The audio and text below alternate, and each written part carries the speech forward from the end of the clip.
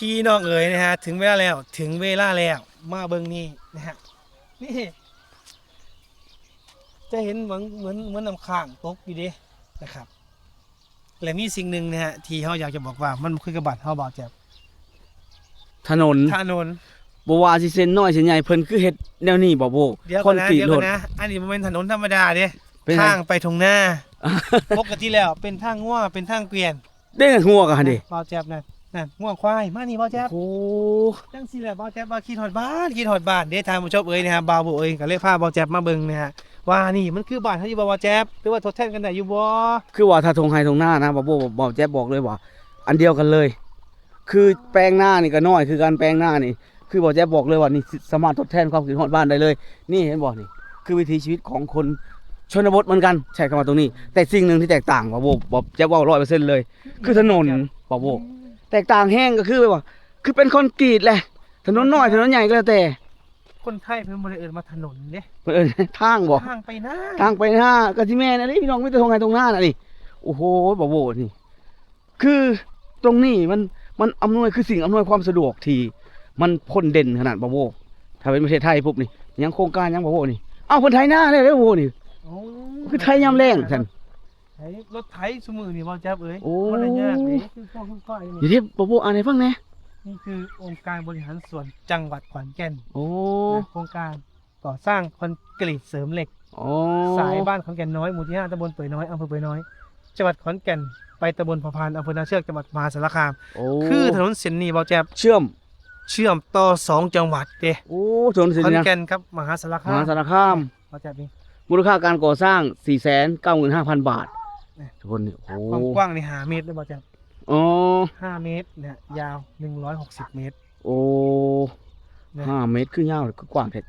ที่กว้างเนี่ยบ่แจ๊บ5เมตรจริงๆ5เมตร เพิ่นอาจจะนับแค่หน้าถนนบ่ได้นับออกพุ่นเนาะ บ่ เพิ่นวัดแค่หน้าถนน ฟัง 5 สี่ เมตร ฟังสี่ โอ้พี่น้อง 2คือ5 เดี๋ยวพี่น้องตรงหน้าตรงไหนตรงหน้าเพิ่นก็อันนี้เรียบร้อยแล้วนี่เพิ่นไทยเรียบร้อยแล้วนี่โอ้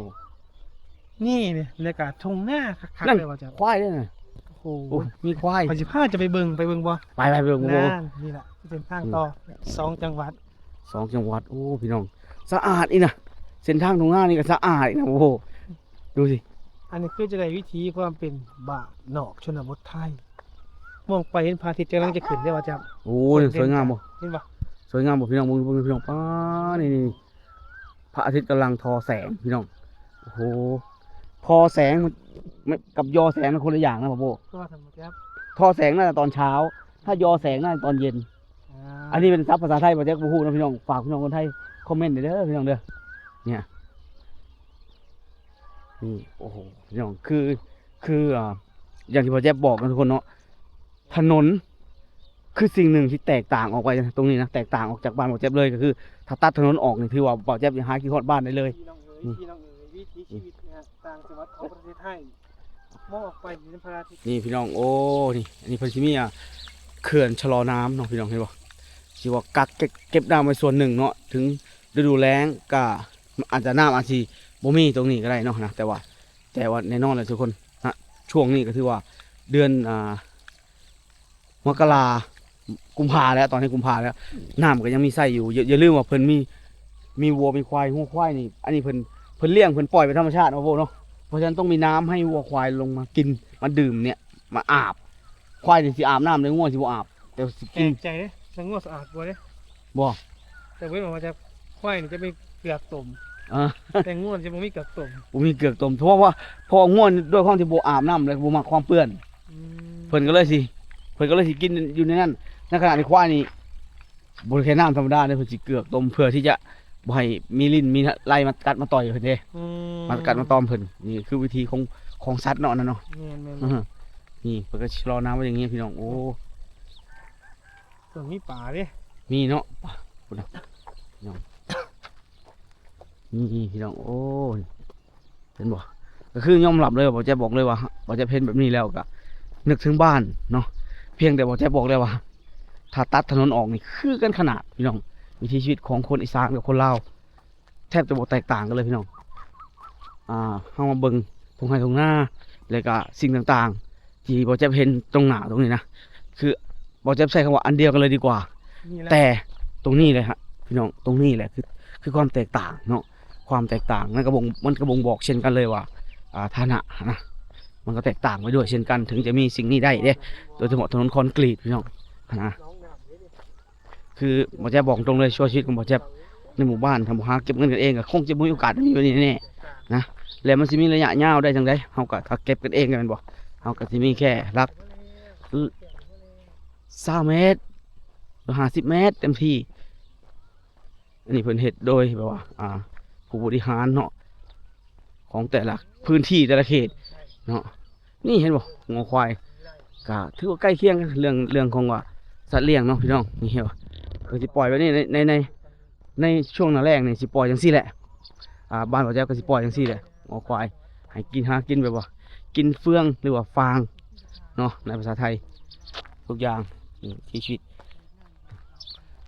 สิ่งนี้เฮ็ดให้คนลาวคนไทยมีความผูกพันพี่น้องโอ้แสงอาทิตย์พี่น้อง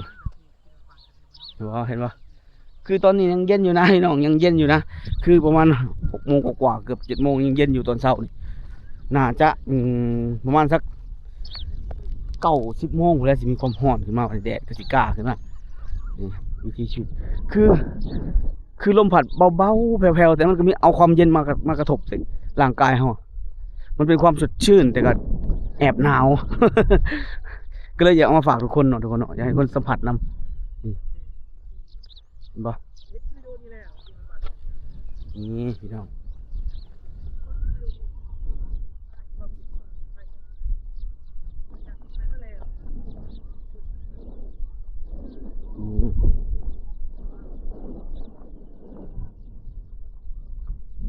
ที่ว่าจะแปลกใจคือทุกคนเนี่ยเพิ่นคือไถไว้นะบ่ฮู้ว่าเพิ่นไถแล้วสิเพิ่นสิปลูกข้าวต่อหรือเพิ่นสิปลูกพืชอื่นลงนะเพิ่นไถไว้นี่ไว้เพราะว่าอย่างที่บ่แจ๊บบอกบ้านบ่แจ๊บเนาะคือมีบางพื้นที่ถ้าคิดเป็นเปอร์เซ็นต์กันนะในบ้านบ่แจ๊บนี่ที่เฮ็ดหน้าปังนี่บ่แจ๊บคิดว่าทั้งทั่วประเทศฮอดบ่ 1% เอาจริงเลยแถวบ้านแถวประเทศบ่แจ๊บ 1% 2% นะแต่ว่าประเทศไทยเพิ่นเฮ็ดหลายเนาะเดี๋ยวเฉพาะภาคกลางภาคอีสานก็เฮ็ดแต่ว่าตรงนี้บ่แจ๊บยังบ่เห็นนะว่าเพิ่นปลูกข้าวแต่ว่าเห็นเพิ่นไถไว้แบบนี้นะการที่เพิ่นไถไว้นี่บ่แจ๊บสิเชื่อว่าเพิ่นจะต้องมีแผนที่จะปลูกพืชหรืออีหยังอย่างแน่นอนพี่น้องโอ้ตรงนี้นะบ่แจ๊บบอกเลยเป็นแป้งเพิ่นปลูกบ่หญ้าเนาะพี่น้องบ่ฮู้ว่าเพิ่นปลูกบ่นะควายกำลังกินอยู่นั่น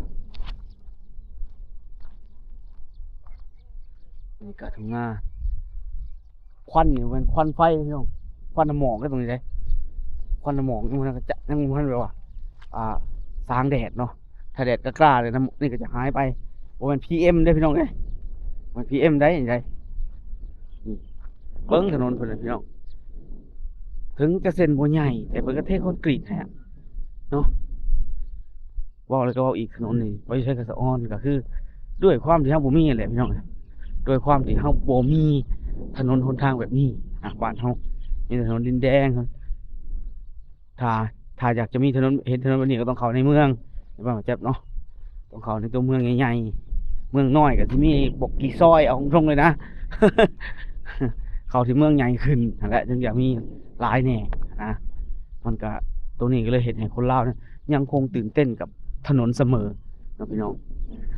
ยังคนตื่นกับถนนเสมอคนโอ้ถนนธรรมดาตื่นเต้นทำไมบางคนคิดภูมิแล้วก็แม่นแล้วพี่น้องผมตื่นเต้นแล้วคุ้นเคยเลยเด้นะอันนี้เนี่ยเห็นอยู่ประเทศไทยเมื่อฮอดบ้านตัวเองเนี่ยเปลี่ยนอีกแล้วนะโอ้โหบาโบซึมซับบรรยากาศพร้อมพี่น้องย่างไปกับคือว่าออนซ่อนไปเรื่อยๆพี่น้อง